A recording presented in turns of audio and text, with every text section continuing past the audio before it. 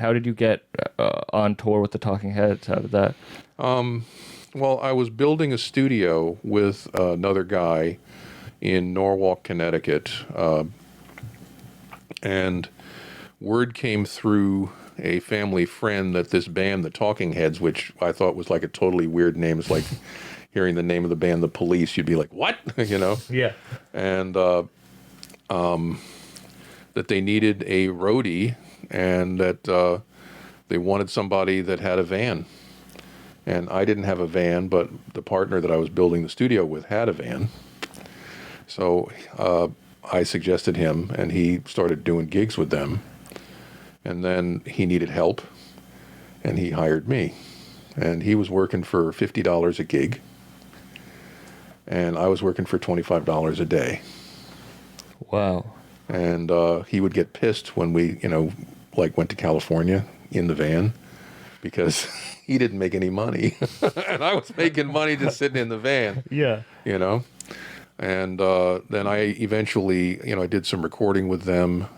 And Was that early in their career? This was when it was they were in just touring. the first record, Talking Head 77. Okay. And then I ended up doing, they traveled with like 9 or 10 guitars because they used different tunings. And I would basically be tuning guitars and guitar tech and stuff like that. And then... Well, it is David Byrne, but in the Utopia, the drum set, each person has their own drum. There's not like a drum set. It is that very... Yeah. And then, eventually that, went through a bunch of different incarnations in terms of tours. And then they were going to... kind of like towards the end, what I understood was that they rehearsed for like a year before they even played a gig. Mm-hmm. And then, at the end of when I was working with them, they were just completely fried. Like David would like spit up blood, at the end of the gig. And Tina had like a cut on her finger, like the one that she played the bass with. Mm-hmm. And she put new skin on it, and it would bleed every night. Oh. And then they went to Europe, and when they came back, I was like, I was young, and I was like, I didn't have any money, and they were going to go to, where'd they do Remain in Light? They were going to record Remain in Light. Mm-hmm.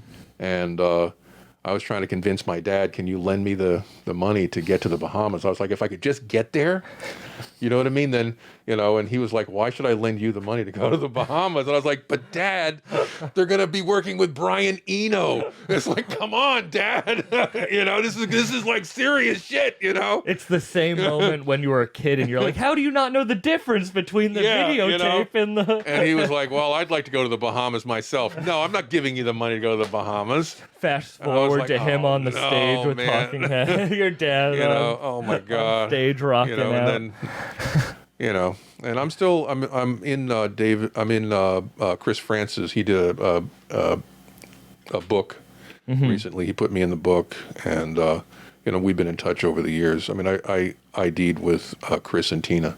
This might be an ignorant question, but how does a band like that blow up without social media? I don't know. Like I've always wondered that. It's because it is the same way, but it's not. Like how you said they were practicing for a year. I was a roadie. I didn't know that much about it, except that I knew that, they would play a gig, mm-hmm. and they would get a tally of like how many records they sold. You know what I mean? After the next day or so. Yeah. And at the time, what they were doing was really new and really raw. Mm-hmm. And what my partner was into, and what we were doing in the studio, was a completely different bag. It was, more fusion-oriented kind of weather report type stuff.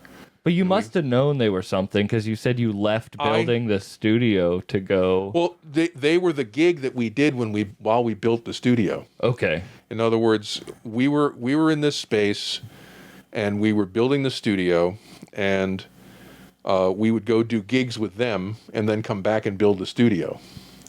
And then we ran the studio as a rehearsal studio for a while, and rehearsal and recording studio. Mm-hmm.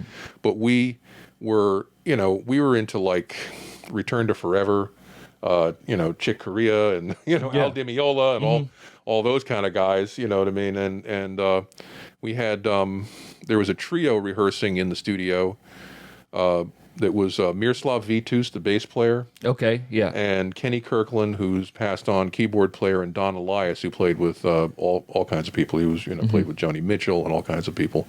And they were doing this really, you know, high-level jazz stuff.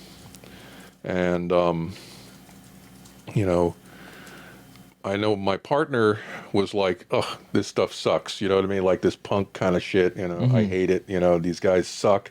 The band sucks. And I was like, "But it's a band." You know what I mean? And it's like they're like working together and they're great. You know, so I was into it. You know, and you know they recognized that, and you know I was enthusiastic about being on the road and everything like that. But I mean, you know, we did. They flew, we drove, you know what I mean? And we're talking about, you know, to Los Angeles, to Dallas, to Niagara, to Miami, you know. How old were you when this?